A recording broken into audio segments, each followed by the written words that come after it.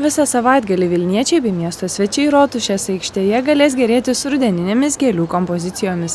Kilimus iš gėlių parodai Rudeninis Vilnius 2010 kūrė ne tik garsūs gėlių salonai bei individualūs gėlininkai, bet ir aktyvūs Vilniaus bei Kauno moksleiviai, lopšelių ir darželių auklėtojai.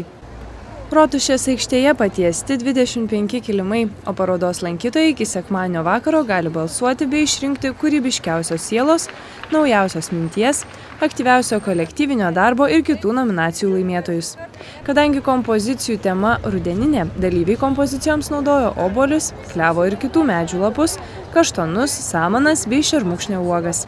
Tačiau kai kurie moksleiviai savo kūrinius papuošė ir neįprastais elementais – sraigių kiaukutais, rožėmis, karoliukais arba tikromis rudeninėmis gėrybėmis – agurkais ir pomidorais. Kūrybingi miestiečiai taip pat raginami prisidėti prie kilimų iš gėlių kūrimo. Jiems palikti dar 2 laisvi plotai, kuriuose savaitgalį kurti galės kiekvienas. Akcijos dalyviai bus įvertinti ir apdovanoti sekmadienį vakare.